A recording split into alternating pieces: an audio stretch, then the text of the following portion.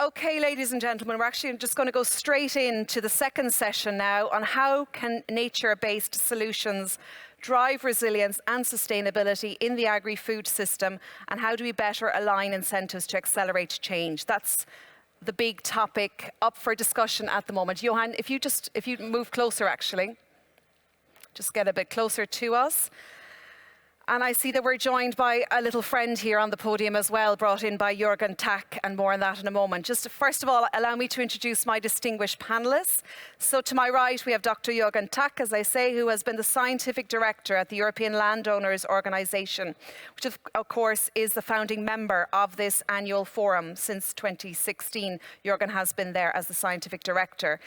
You studied marine ecology at Brussels Free University, where you also obtained his PhD in science. You recently stepped down as CEO of the Flemish Landowners Organisation, and interestingly, since the beginning of 2017, you have been evaluating the concept of nature-based solutions for the European Commission. So Jürgen, very warm welcome to you. Next, we have Dr. Angelika Hilbeck, who is joining us online. Can you hear us, Angelika?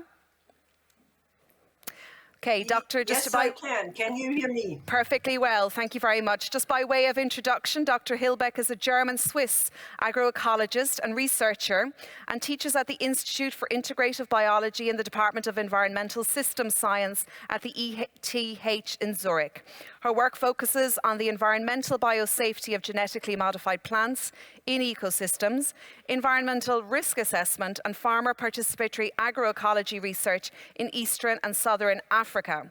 Dr. Hilbeck graduated in agricultural biology from the University of Hohenheim and received her doctorate from North Carolina State University in 1994. A very warm welcome to you, Dr. Angelika Hilbeck. Then to my right, we have Dr. Boris Ag, who was appointed the director of the IUCN European Regional Office in November 2022. IUCN Europe is, of course, a strategic partner of this forum. Boris is a trained expert in environmental management with core expertise in nature policy, protected and conserved areas, and in keeping with the topic of this discussion, nature-based solutions, and has 25 years of professional experience. He has continuously promoted the concepts of fair and equitable governance of natural resources as a response to growing societal and environmental challenges. And last but by no means least, we have Dr. Johan Swinnen, who is Director General of the International Food Policy Research Institute, IFPRI, and Managing Director for Systems Transformation at the Consultative Group on International Agricultural Research, CGR. From 2005 until 2019, he was Professor of Economics and Director of the Lycos Centre for Institutions and Economic Performance at KU Leuven here in Belgium, and Senior Research Fellow at the Centre for European Policy Studies, CEPS, here in Brussels. I'm just looking around and just wondering what the collective noun is for a group of doctors, I feel, in the midst of great minds here this afternoon. So please, ladies and gentlemen, give my panellists a very warm round of applause.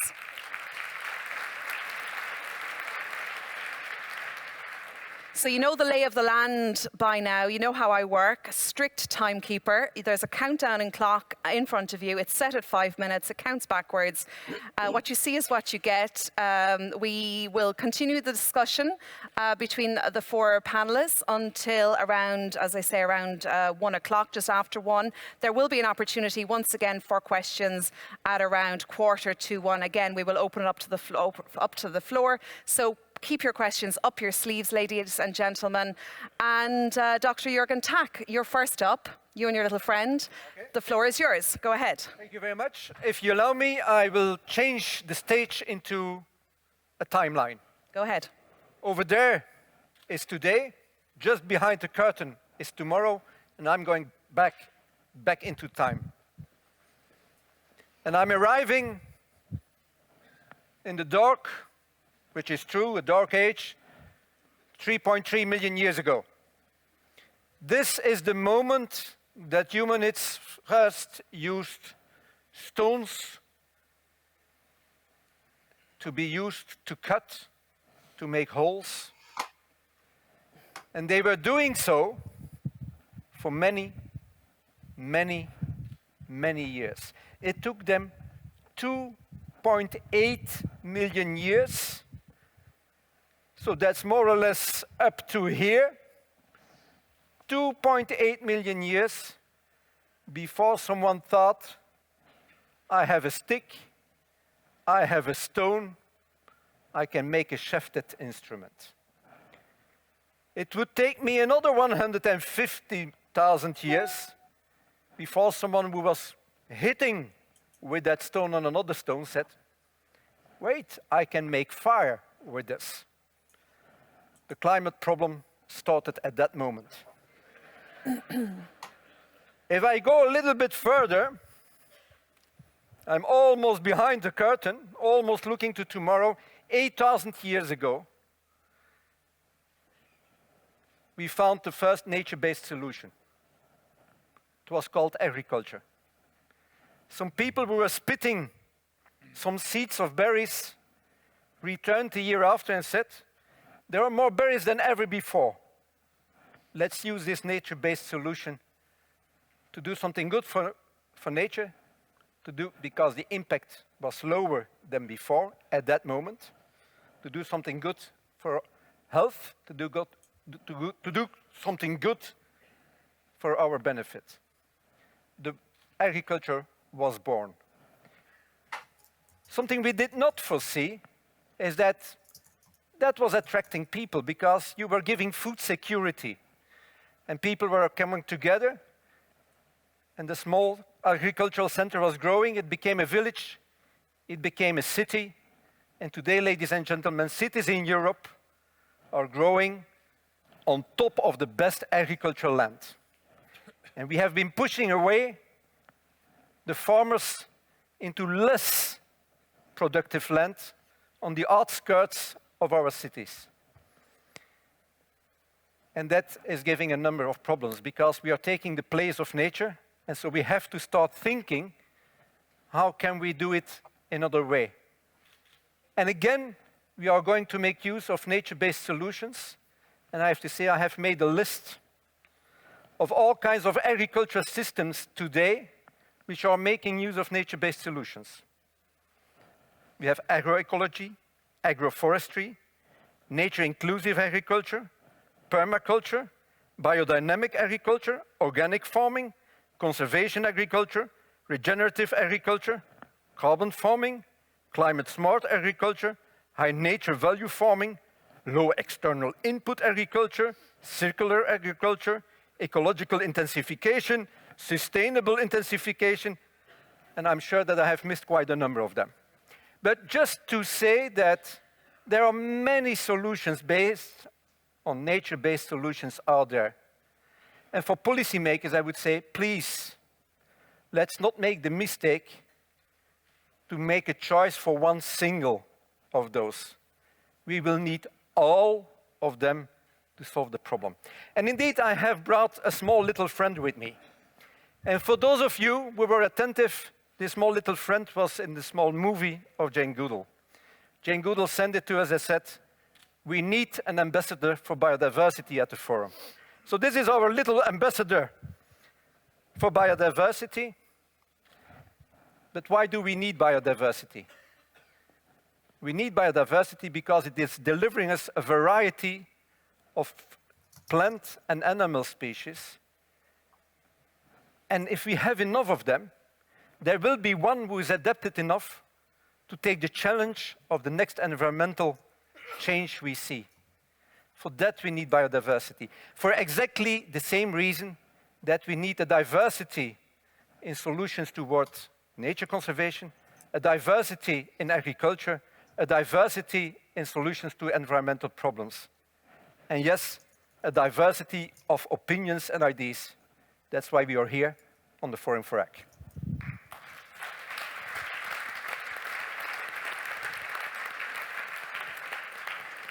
Thank you very much for that, Jürgen Tack. I think we experienced both a biology lesson and a history lesson in those 5 minutes, so thanks for sticking to the time allocated as well. Okay, Dr. Angelika Hilbeck, whenever you're ready now, we're interested to hear from your perspective, so go right ahead. All right, do you hear me first? Perfectly well, thank you, Angelika. We hear you fine. Okay, I do hear you too. So, thank you very much, Jürgen. I will basically connect to what you've just said and where you ended. and now move to the problems we have today, largely caused by the form of land use we have installed. So we are faced, and I haven't joined you this morning, so I don't know if you know some of these things already and had heard presentations already, but we are faced with a convergence of ecological and social political crises, and there's a reason for it, because they're all connected. And they were all caused by similar reasons and causing processes that we engaged in. And they were all predicted since many decades. So I'm at the end of my career now, and I started out 30 and started studying 40 years ago at the University of Hohenheim in Germany. And we were dealing and being taught about all of these issues that we are faced today already. So we knew this is coming, and we did not take the proper steps to make sure it wouldn't happen and we wouldn't enter in this stage of decline. But here we are now. The future has come. We are in the midst now of a vicious downward spiral. Our life support systems are all in some stage of decline. I'm sure you heard about those planetary boundaries and those 9 life support systems that carry us all as we are here in this room and on this planet. And of these 9, in 6 of these life support systems in decline, a key driver behind it, not the only one, but a key driver behind it, is agriculture. And so you read this in all the various reports, be this IPCC or the report I was part of in the ISTAT report, etc. But it's always said agriculture without kind of differentiation. And I'm very glad to Jürgen Tuck that he actually came up with a list of different forms of agriculture. We have a choice, and we had a choice, but the driver behind the decline processes we are seeing now is one form of agriculture, and it's the industrialized form of agriculture and all the uniformity and the ecological problems coming along with it. So we must understand that, because if we just take all agricultural forms in responsibility, basically, and pitch it as if we have no choice but either producing food and destroying the environment, or keeping the environment and then not producing food, it would be a false dichotomy and a false choice. And it would really kind of close the future to us. We have a future, we have a choice, we have working systems, and we know where to go. So nature-based solutions, you could come up with an equally long list of various terms and attributes you can use for all kinds of forms of making farming or land use more ecological. Okay, so for me, this just stands in as another term for ecological farming, or for working with nature and not against nature. And the industrialized forms of farming were largely working against nature, and we knew it. Okay, so if you want to change that, you have to first start to understand what the rules of our planet are. And you have to start, once you understand them, you need to respect those rules. And then you will start seeing the benefits and benefiting from those processes, what our planet has actually in store for us. So firstly, this planet functions as a networked cycles in closed loops. So what goes around must come around, etc. All geochemical processes and organic cycles must be connected, and since they are disconnected today, we must reconnect them and make these processes fully recyclable. Secondly, the key life support system is diversity, and it's diversity at every level of life, starting in the nucleus with organisms, communities of organisms, populations, and their interaction and contextualization in the landscapes that they are situated in. So we need to bring diversity back into the system. We lost a tremendous amount. In fact, of those 9 life support systems, there's 2 that are way beyond control, and that's biodiversity, and that's nitrogen and phosphorus geochemical cycles. And those are fundamentally caused by agriculture, by industrial forms of agriculture. So bringing diversity back means we have to reconfigure how we do agriculture from the bottom up. And I mean from the bottom up. This means we have to get away from uniformity, from standardized monocultures, from commodity thinking in material science, and must allow variability and plasticity to come back through organisms and create niches and habitats and support systems for life to re-flourish, to come back. And once we have made the soil being a live matter again, and we have established biodiversity or increased biodiversity, we must stop killing that biodiversity again. Because it will take years and decades to build or bring life back in our monoculture deserts, but it will take seconds only. And it could just be one spray to kill it all and start all over again. So those are the lessons, the hard lessons we really need to come up with and to learn and start to together with all of you to reconfigure and redesign our landscapes and our agro-food systems if we want to do really something about those crises. Okay, thank you for that. Dr. Angelika Hillbeck.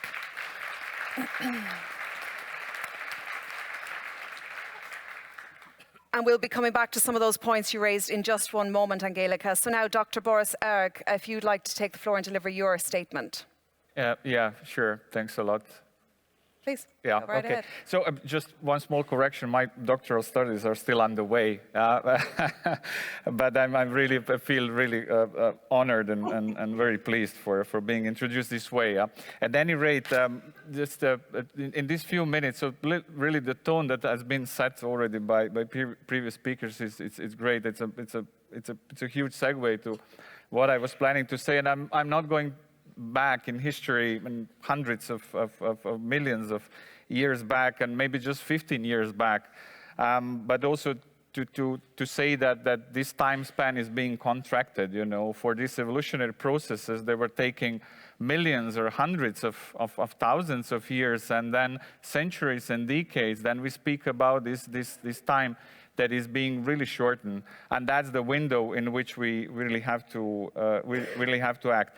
While preparing for this intervention today, just was a little bit digging out in recent past and realized that this forum and the history of nature-based solutions that started around 2008. Yeah, so we speak about 15 years back when we started discussing nature-based solutions at large and coming together and trying to embrace all different types of approaches and standards and ideas into something that will be then put under one tent as a way of understanding basically how we deal with nature. Yeah? So that's what nature-based solutions did. And in 2020, finally, the global standard for nature-based solutions was launched. But if we really look how things worked, and just think of the fact that the Climate Convention was adopted in 1992, and science behind that started decades back, and it took us 10, 15 years to start acting and to get to the Paris Agreement.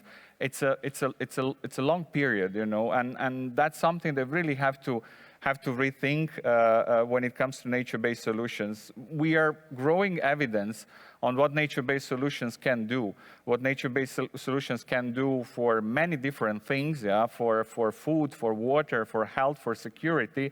And we are now into really unpacking and then providing more and more evidence on what it does. Yeah, we are publishing, we are bringing together case studies. We're really trying to provide that very concrete evidence on what it really does.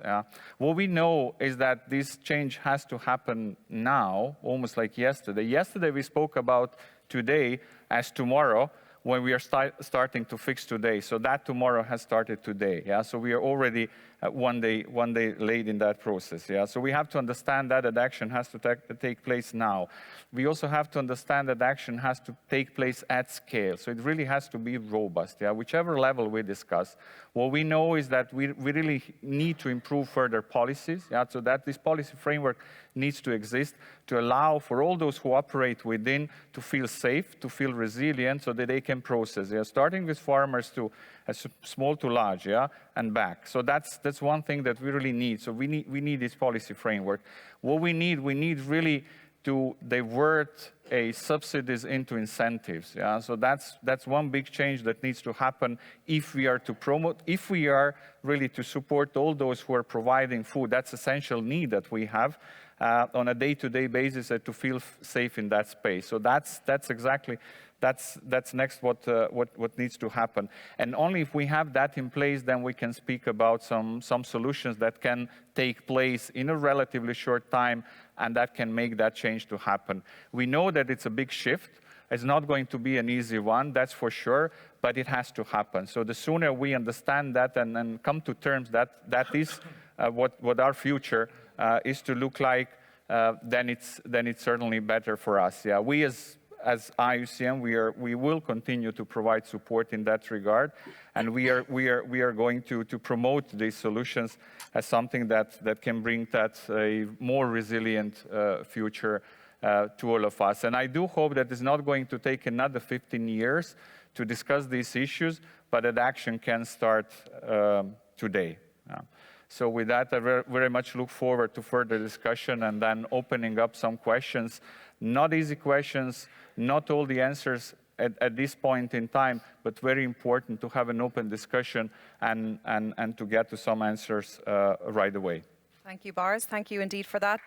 Future Dr. Boris Erg there. Hopefully. And what's the doctorate in? What's the doctorate in, Boris?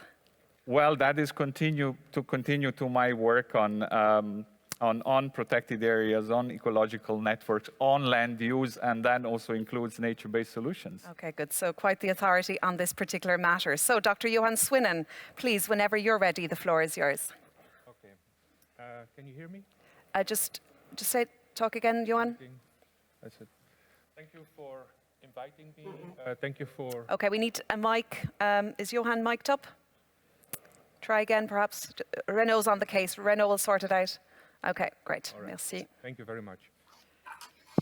Yep, that's working, Johan. Okay. Thanks very much for inviting me. It's a pleasure to be here. Brussels is a bit my hometown. I worked for the European Commission for 3 years. It feels like yesterday, but it's more than 20 years ago. I just counted, so it's a bit ago. I work now as part of my organizations mostly on developing countries after many years spending on OECD country agriculture and food systems and also on the common agricultural policy. But of course they're connected, okay? They're connected because they affect each other to externalities, they affect each other to trade, through global value chains, through aid and investments, and of course also through migration. So there's a strong interaction between these systems, and of course we hope we can draw lessons from one for the other, also in terms of policy making, etc. So my organizations are, I have two, one is IFPRI, the other one is the CGIAR more broadly. We are research organizations, we hope to provide evidence in these discussions, but we also focus on innovation and on impact, not just publishing articles in academic journals, but also having an impact on the decisions that are being made. I've heard a lot this morning on the importance of evidence. Frans Timmermans emphasized it in the panel just before. Research and innovation was emphasized, and I'm glad to hear this. I hope we can make a contribution there. On the, everybody seems to agree that NBS is, nature-based solutions are crucial, important, urgent, but also challenging. Okay, and so Commissioner Timmermans identified it, I thought, as one of the least satisfied areas he's been working on, the challenging one. From an economist perspective, actually, it is difficult, okay, because it has a couple of characteristics which make finding solutions difficult. They are internalizing externalities, is something which is well known among economists, but often hard to do. Think about greenhouse gas emissions, but also has elements of tragedy of the commons, okay. It's hard to coordinate these things, and coordination is essential if you want to have impact at scale. Information is crucial. I mean, this morning our colleague from Nestle emphasized measurement. Okay, it's not only, you can only value something, put a price on something if you can measure it. You also need measure to identify output effects. And of course, enforcement is crucial. And for enforcement, you also need to measure things. Coordination is important. Therefore, we have collective action problems in these systems. So what does that imply for solutions? Well, I think for solutions, you need to involve everybody in the food system, okay, and certainly in the value chains. So consumers need to change their behavior, producers need to change management systems, different inputs, different ways of management. The food industry, from the retail sector all the way to the input supply companies, I think, have to play an important role. And of course, things like food loss and waste has been emphasized. It's crucial throughout the entire chain, I think. If you look at what is needed, okay, I think it's a combination, the bundling is really important. You need new technologies or the use of existing technologies. We got a lot of technologies which are out there, which are currently not being used. Management and innovation changes and changes in policy. And the policy changes, there's a number of things that we need to do. Investments, for example, in green infrastructure, changing incentives through taxes, through subsidies, through regulations, etc. And their big question is, how do you set, what do you try to influence? Are you trying to influence the behavior of people in terms of what they are actually going to do, or do you try to change the outcome? Well, obviously you want to try to change the outcome, but the problem there is that's hard to measure again. Okay, it's easier to measure the behavioral changes sometimes in terms of how many acres has a farmer planted on X or Y.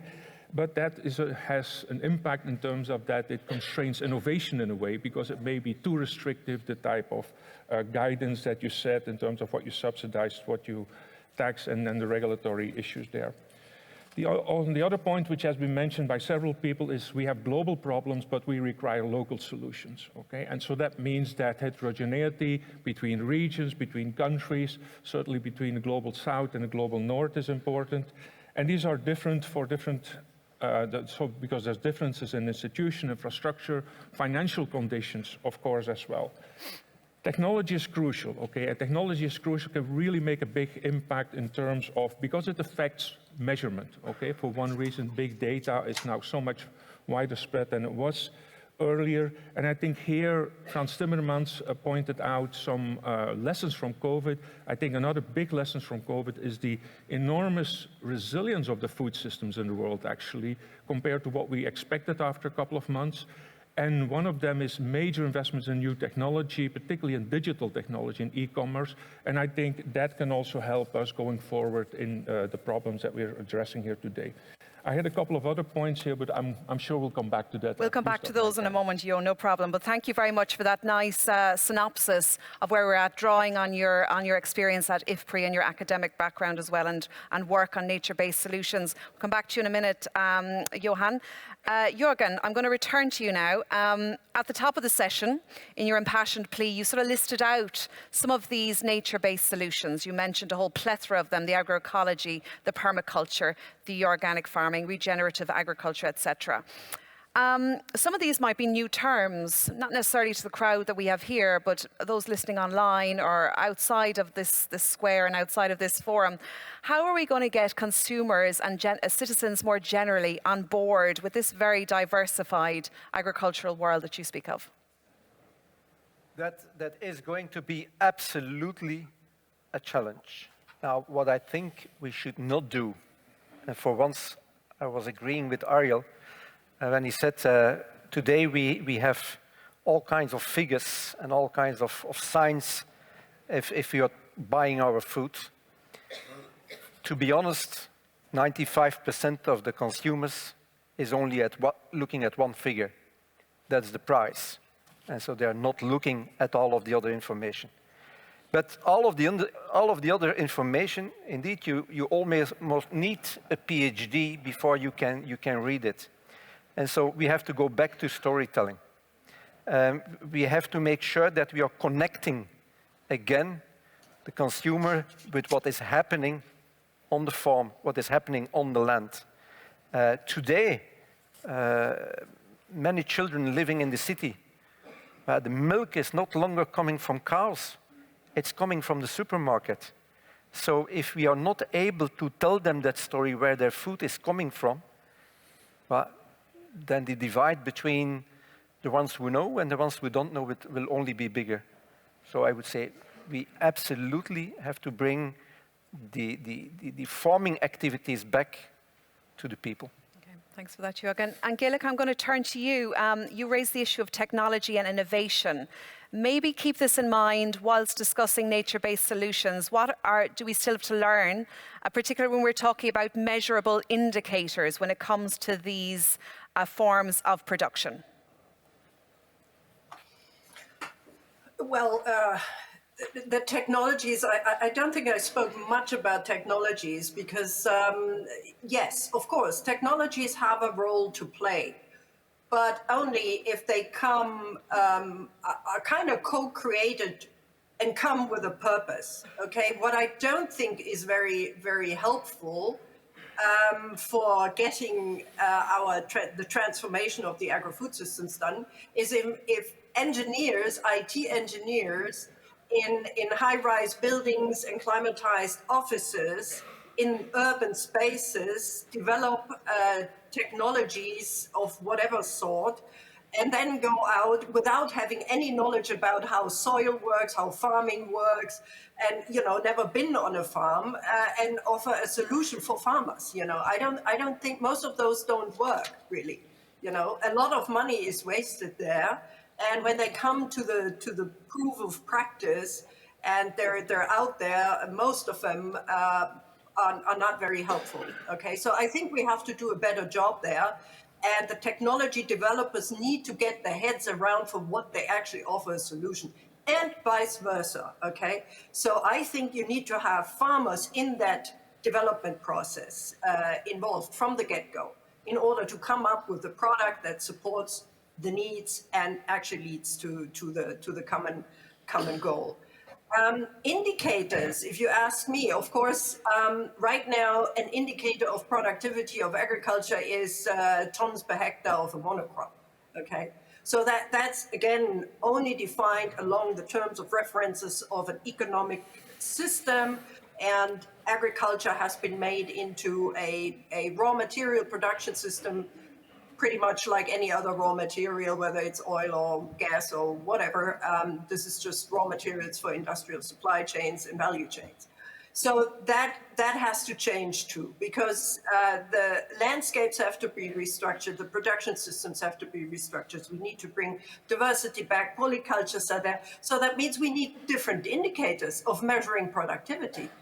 We need indicators that not just go by tons of per hectare of a monocrop, but of the total system output, including all kinds of services, which alludes to the internalizing of the externalities, not damage not done, for example, that you get an understanding how productive a polyculture, a multiculture system can be. It can easily outproduce in terms of output in its totality what a monocrop system can do, okay? But we need to come up and develop alongside restructuring and reconfiguration. We need to come up with new indicators.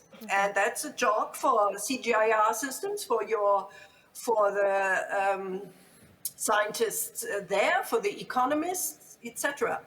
Okay. So, yeah, Thank you for that. They don't exist really today. Thank you for that, Angelica. I might turn to Johan then in response to that.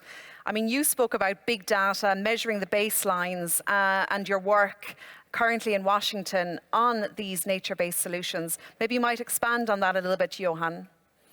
Yeah, so now you hear me. Yeah, perfectly well, yeah. Yeah, so basically IFPRI's headquarters are in Washington, but more than half of our staff are in the field and mostly in Africa, Asia, Latin America, and the other CGIAR centers are actually based there. So, and so we have a number. One of our new research strategy has 5 major impact areas, including poverty reduction, gender and social inclusion, but also climate change and biodiversity. So the issues we discuss here are really central in terms of our analysis. We have a number of large research programs going on there. And I think the collection of data, of evidence is crucial to what we do. Of course, it's a very big world, and the point, I think the general issues I started with are general and are globally relevant.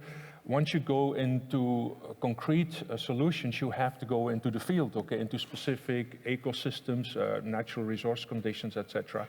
And so the question is then how you can learn from one another in terms of what works generally and what works only specific under certain conditions, I think. I think what's also new in our strategy going forward is a much more broader focus on food systems as generally, and also explicit focus on nutrition and the value chains working back from the consumption side all the way to the production. I think in what we try to achieve, it's crucial. I think the consumer plays a very important role. And I have a bit of a different perspective on the change in consumer behavior than my colleague here. I think there's been massive change in consumption behavior, particularly if you look generational change, if you look how younger people choose their food, but also if you just go look at the menu in restaurants, so that is completely different than 15 years ago, but much more attention to, I would say, externalities of food production, not just price. And of course, to some extent, the problem is that they're not always related, but I think there's a big change and more will come. Thank you. Thank you for that, Johan. I'm going to now go to Boris. You said earlier on that we need to scale up these solutions. We need a more robust approach. So how do we go about that? And then how can these nature-based solutions be a part of the broader agri-food value chain? Yeah, it's a good question, of course. I mean, what we are hearing here is that we have a lot of ingredients already. There's a number of examples how nature-based solutions can be integrated, how sustainable agriculture can be practiced. We just published a compendium of different approaches to it, and they pretty much speak to the same language. So there is a lot of technology, so there's a lot of science behind, yeah? So yet we are not there to have this nice meal that is made of those ingredients. And this discussion about behavior, it also speaks a little bit to our mindset, you know, so how our minds are being set, and that's where this change needs to happen. So once that happens, then we can speak about scale, yeah? So we just have to get there. So that's one thing. That's not that easy because it's just about us, yeah? In terms of nature-based solutions, it's more concrete terms. So we still look into food systems as a system, and then next to it we have nature. You know, so we are not still at scale, at least, not looking at it as one system. Only when we start kind of, you know, depleting and we start kind of, you know, getting into risk of nature not being there around us, so not having those support systems, then it triggers that thinking, hey, that's one system basically that really kind of depends on each other that has to be put in balance. So that's another approach to having that scale, yeah? And of course, if we have that, then that shift in how we approach things, it's about value chains, it's about food systems, it's about a consumer behavior, and that change is happening really, then we can think of that scale. That will then trigger policy adjustments, that will trigger financing, that will trigger then new technologies and everything what's needed basically for that scale to happen. So we are just kind of, you know, we are seeing that happening, but we are not yet there, because it's about us at the end of the day. Okay, thank you, Boris, for that. Okay, I'm now going to turn to the audience. I see a hand raised right there. If I can get a mic, I can't see the gentleman. Yes, please. And I would ask to pose a question rather than make statements, if you don't mind, ladies and gentlemen. Indeed, and they will. I will pose a question. Great, thank you. The question is, in the context of this really interesting debate, and I'm particularly grateful to Dr. Hillbeck for her excellent explanation, should the European Union go further in the farm-to-fork strategy than merely a 25% uptake on the average for organic farming? Because, and this is where it's a very short statement, organic farming is science-based. There's good evidence for the success of its multifunctionality. It's well understood. There's a very clear organic standard which consumers understand. And although I fully recognize that one size does not fit all, and therefore I'm sure there's a role for genetic engineering or pesticides, what the sponsors of this Forum for the Future of Agriculture promote, I respect the need for diversity? Is there not an opportunity for going further with the organic ambitions of the European Union? Thank you. Thank you for that question. Jürgen, you might take that. So the gentleman asking if there's scope to go beyond the 25% target in terms of organic farming under the farm to fork policy. Yeah, well, I think I would not go higher. More than that, I think that the European Commission is making a mistake with putting that 25% target on organic farming. And let me explain you why. On average, in most of the EU member states, we have 5 to 15% of the consumers who today are willing to give an additional price to organic food. If you are going to produce 25%, and that remains at 5 to 15%, then we are destroying their market. I just gave a list of 15 types of farming, including organic farming. If all of those would be able to get 5%, we would have 75% of the market with good agricultural practices. I do think we have to give a choice to the farmer, to the agri-food industry, and to the consumer. And they will be able to make the right choice, and we will be able to deliver. But do not make the choice for them. It will not work. Can you live with the 25% target? Well, as I said, even the 25% is too high because we are destroying the market of those people who are actively involved in organic farming today. So, okay, no, let's not live with that. I'm just going to move on. Sorry. I know, just one moment. I'm just going to go to another question and then we'll go back to Dr. Hillbeck. Okay. Just this gent here, please. Yep. Thank you very much, Xavier Le Prince from University of Lille in France. Angelica, you made a very good point, and I see all the doctors on the list here, about the fact that we need to have maybe also some discussions about interdisciplinarity between different disciplines, agronomy, informatics, robotics, quantic computing. So what would you recommend so that universities can work together as a kind of interdisciplinary situation as compared to what we have today? And who is that question directed to? Angelica. Angelica, okay. Angelica, if you'd like to take that and respond as well to the question on organics, if you don't mind as well. Exactly. I did not see the gentleman who made those interventions, and I didn't hear the name, so Could you give us your name, please? Sorry, I don't... Yes, of course. Christopher Stokes, and the gent who just asked the question. Christopher Stokes. Okay, Angelica, yeah, give us your name, please. Good. Fine. Okay. Université de Lille, Angelica. For not being in the room. Okay, Angelica, you please respond to those two if you don't mind. Regarding the goal of the Commission, the 25% of organic farming, it's of course too little, too late.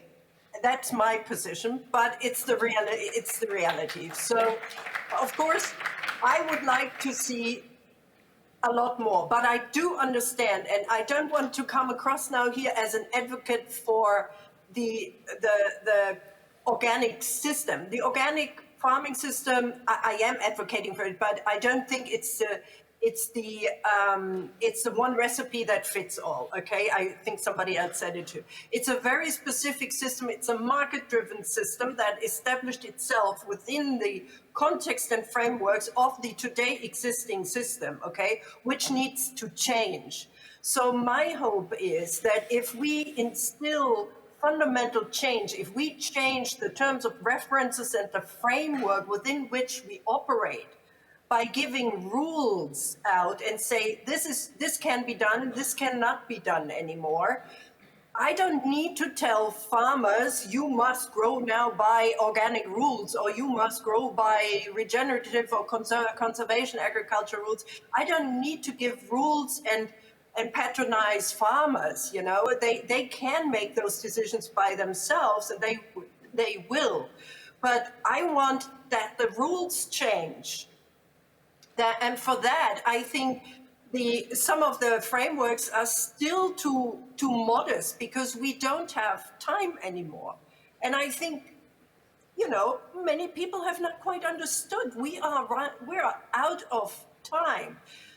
All these issues were discussed 40 years ago. We knew this is coming. Nobody can say, oops, I'm surprised. We knew it. And we made conscientious decisions not to take the proper changes at a time when it was still fairly easy to make them. We decided we want to run this out, and now we are in a place where things happen left and right all together at the same time. So now there is urgency, okay? And that's just something we have to face. And we all have to get our act together now and really make changes. And I think whether it's now the codified form of ecological farming with 25% organic, or if it is any other form of ecological farming, I don't particularly care. As long as it is ecological farming and we work with nature and we get the CO2 levels down and we get the nitrogen out of the atmosphere, etc., etc. So pesticides, for example, biocides, substances that kill life, have no role in a system that builds fundamentally on life, on living forms.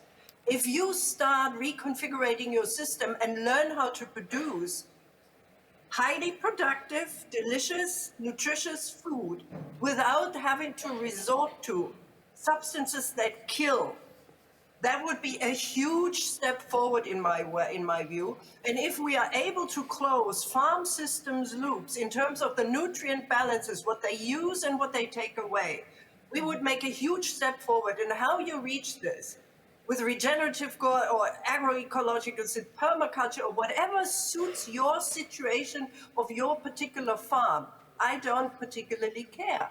Okay. But we just need to get those systems in balance again, and we need to get biodiversity back.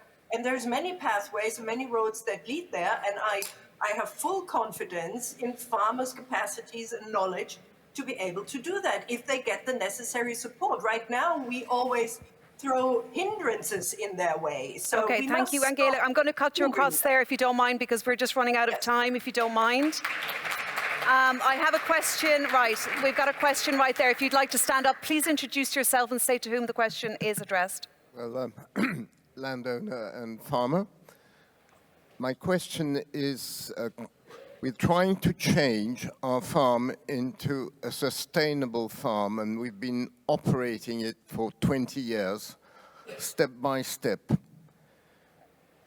How are we going to encourage this? Because let's say forestry is a way, agroforestry is a way of producing food with chestnuts and things like that, which are a substitute for wheat. The advantage is, of course, the tree will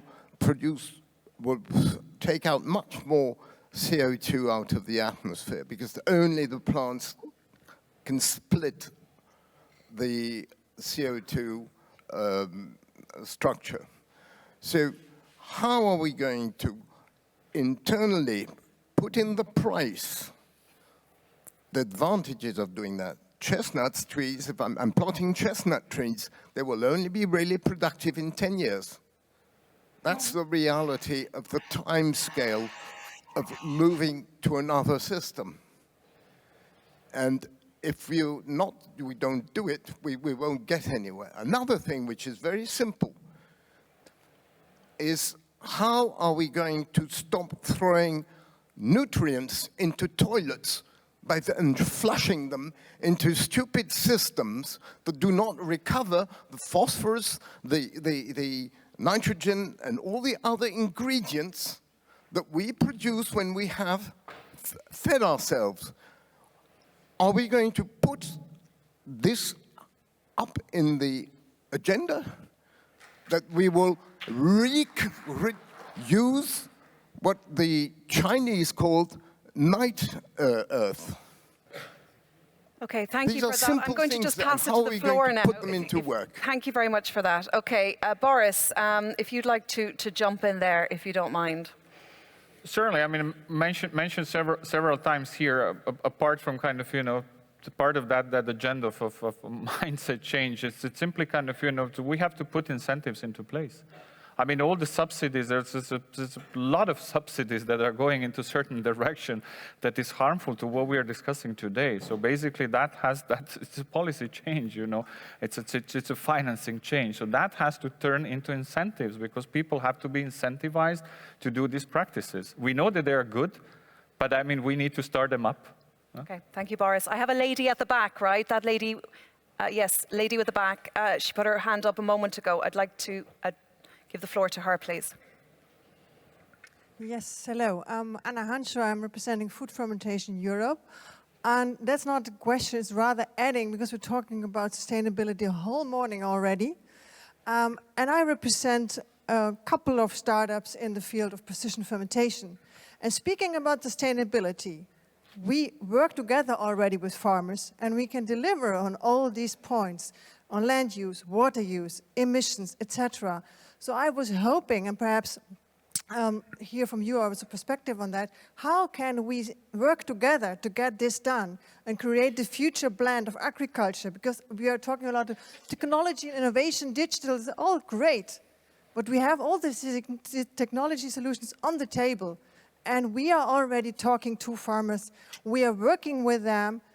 So I was just hoping perhaps you can share your thoughts on that, because I didn't hear it the whole morning. Okay, Jürgen? Well, as you're saying, you're already engaging with farmers. If you want to be successful, you will have to be able to engage with many more farmers. And then the question is, how can we do that?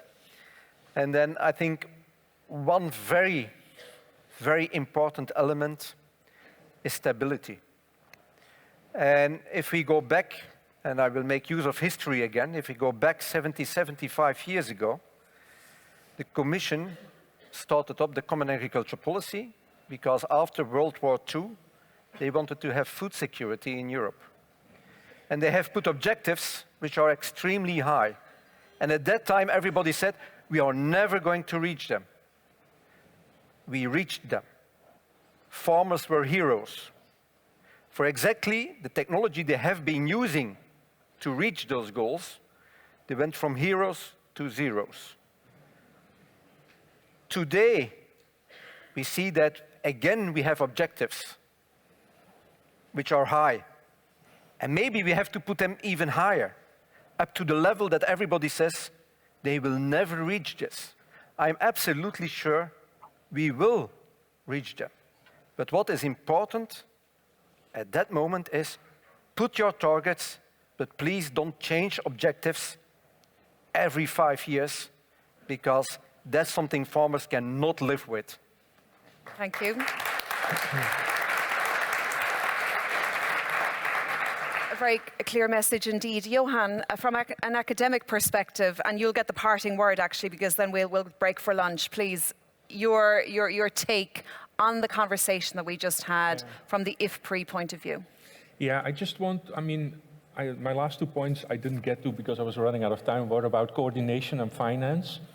And so I think the last 2 comments were really about that. One is on the coordination issue, the lady gave an example. I mean, if you want to scale, and you need to scale to have impact on biodiversity and a number of these environmental problems, that means you need to work together. You can do that horizontally, like through farmers' cooperatives or farmers' organizations. But in many cases, I think it's crucial to link it up through the value chains as well. So therefore, you need and you can, for example, for landscape management, for water management, you need communities to come together, not just farmers, obviously, living on a horizontal base, but think it through the value chain. You need people who basically bring farmers together and basically engage in linking them to the consumers again, or to companies. And I've talked to a number of people from the agribusiness community here yesterday and this morning, saying that we're really trying to work on this, but You can think of NGOs doing this as well. I think there's a lot of different organizations who have a role to play going forward, and that has to do with cultural issues, institutional issues, and the type of commodity, obviously, short chains or long chains, where it all play a role. And that's what I come back to my initial point. You have to look at it from a value chain perspective if you want to make this work, because you have to connect these things. And on finance, I think if you need to have a 10-year investment before your rewards come, obviously you need somehow a financial mechanism which is organized, structured to make this happen, etc.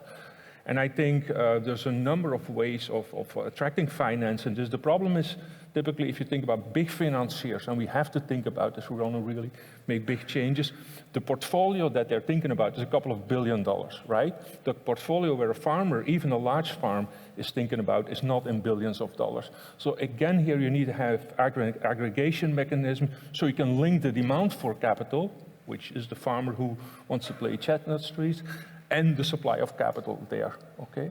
And of course, on the subsidy system, there's a whole discussion now on repurposing subsidies, but this is globally, but I think in Brussels here, the discussion of cap reform and the whole discussions with financing organic farming or ecosystems is, I mean, that's a whole discussion. That's a whole discussion for a whole other day, as you say, and it will be something that will be discussed, I'm sure, in the margins as we break for lunch. So I'm going to wrap it up there, ladies and gentlemen, if I could just get my mic back, thank you.